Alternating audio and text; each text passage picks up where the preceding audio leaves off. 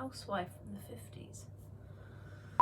Hello and welcome back to Bedtime Stories with Hannah. With me, Hannah. I bet some of you didn't think I would even come back, but I promised you a full story, and I'm gonna give you a full story. So I almost don't even really need to introduce this book again, but I will, because that's what we do, and because I have a nice title that I like to put up. So we are reading The Twits!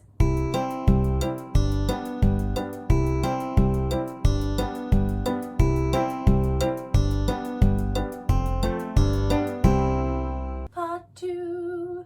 So yes, we are looking at part 2 of The Twits today, and I must say, I've not read this. I've not skipped ahead because I want to read it with you guys again. So I'm really excited. I don't know what's going to happen, and I'm excited to share it with you guys. So here we go. The glass eye. You can play a lot of tricks with a glass eye because you can take it out and pop it back in again anytime you like. You can bet your life Mrs. Twit knew all the tricks. One morning, she took out her glass eye and dropped it into Mr. Twit's mug of beer when he wasn't looking.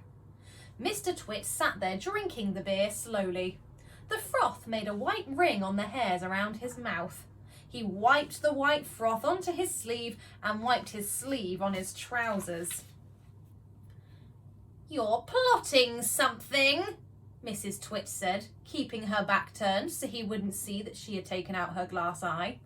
"Whenever you go all quiet like that, I know very well you're plotting something."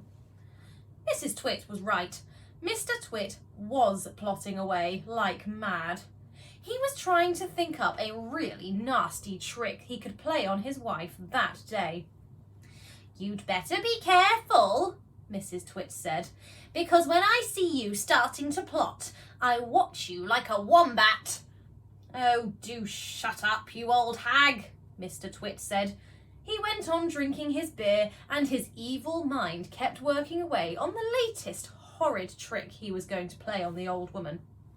Suddenly, as Mr. Twit tipped the last drop of beer down his throat, he caught sight of Mrs. Twit's awful glass eye staring up at him from the bottom of the mug. It made him jump. "I told you I was watching you," cackled Mrs. Twit. "I've got eyes everywhere, so you'd better be careful."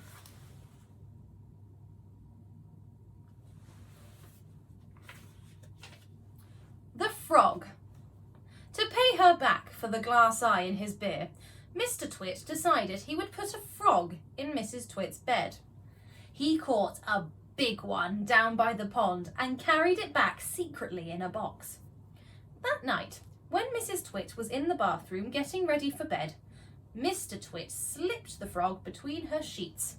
Then he got into his own bed and waited for the fun to begin. Mrs. Twit came back and climbed into her bed and put out the light. She lay there in the dark, scratching her tummy. Her tummy was itching. Dirty old hags like her always have itchy tummies. Then all at once she felt something cold and slimy crawling all over her feet. She screamed. "What's the matter with you?" Mr. Twit said. "Help!" screamed Mrs. Twit, bouncing about. "There's something in my bed!"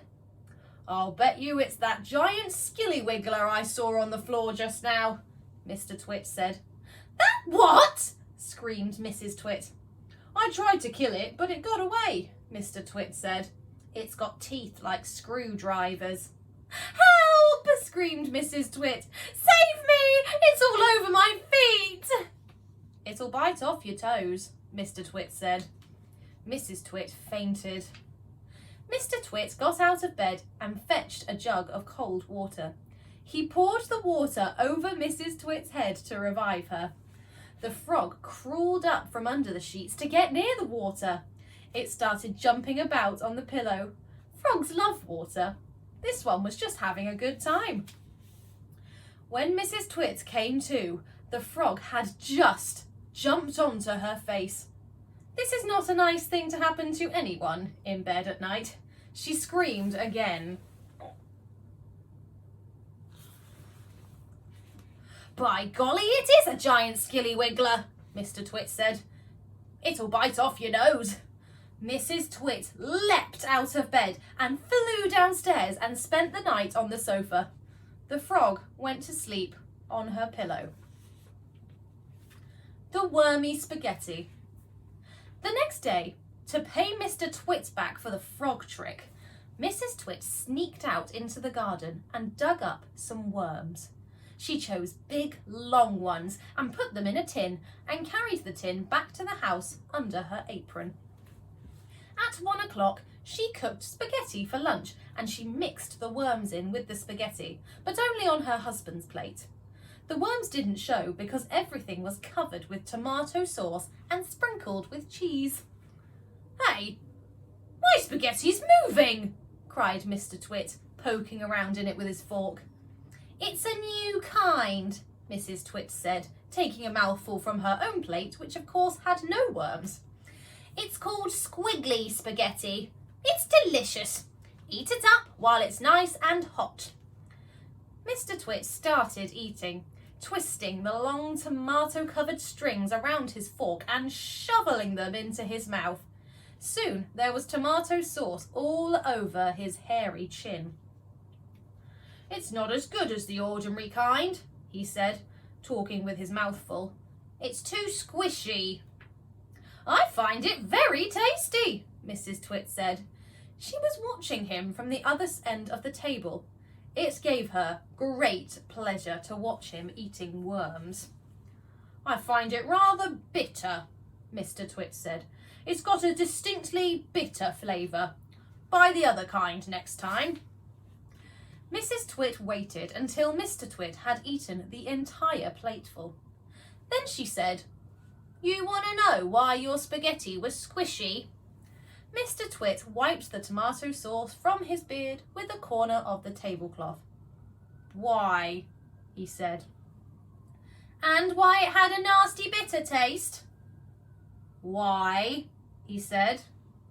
"Because it was worms!" cried Mrs. Twit, clapping her hands and stamping her feet on the floor and rocking with horrible laughter. The funny walking stick. To pay Mrs. Twit back for the worms in his spaghetti, Mr. Twit thought up a really clever, nasty trick. One night, when the old woman was asleep, he crept out of bed and took her walking stick downstairs to his work shed. There, he stuck a tiny round piece of wood, no thicker than a penny, onto the bottom of the stick. This made the stick longer, but the difference was so small. The next morning, Mrs. Twit didn't even notice it. The following night, Mr. Twit stuck on another tiny bit of wood. Every night, he crept downstairs and added an extra tiny thickness of wood to the end of the walking stick. He did it very neatly, so that the extra bits looked like part of the old stick. Gradually, but oh so gradually, Mrs. Twit's walking stick was getting longer and longer. Now, when something is growing very slowly, it's almost impossible to notice it happening. You yourself, for example, are actually growing taller every day that goes by, but you wouldn't think it, would you? It's happening so slowly that you can't even notice it from 1 week to the next. It was the same with Mrs. Twit's walking stick. It was all so slow and so gradual that she didn't notice how long it was getting, even when it was halfway up to her shoulder. "That stick's too long for you," Mr. Twit said to her one day. "Why, so it is," Mrs. Twit said, looking at the stick. "I've had a feeling there was something wrong with it, but I couldn't for the life of me think what it was." "Well, there's something wrong, all right," Mr. Twit said, beginning to enjoy himself. "What can have happened?" Mrs. Twit said, staring at her old walking stick. "It must suddenly have grown longer." "Don't be a fool," Mr. Twit said. "How can a walking stick possibly grow longer? It's made of dead wood, isn't it? Dead wood can't grow." "Then what on earth has happened?" cried Mrs. Twit. "It's not the stick. It's you," Mr. Twit said, grinning horribly. "It's you that's getting shorter. I've been noticing it for some time now." That's not true, cried Mrs. Twit. You're shrinking, woman, said Mr. Twit. It's not possible.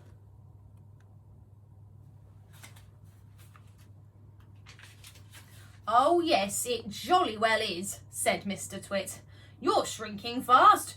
You're shrinking dangerously fast. Why, you must have shrunk at least a foot in the last few days. Never, she cried. Of course you have. Take a look at your stick, you old goat, and see how much you've shrunk in comparison. You've got the shrinks, that's what you've got. You've got the dreaded shrinks. Mrs. Twit began to feel so trembly, she had to sit down. What horrible tricks Mr. and Mrs. Twit play on each other. I don't think it can get any worse, but we're going to have to wait until next time to find out. Thank you so much for coming back, and we'll see you again very soon. Bye-bye!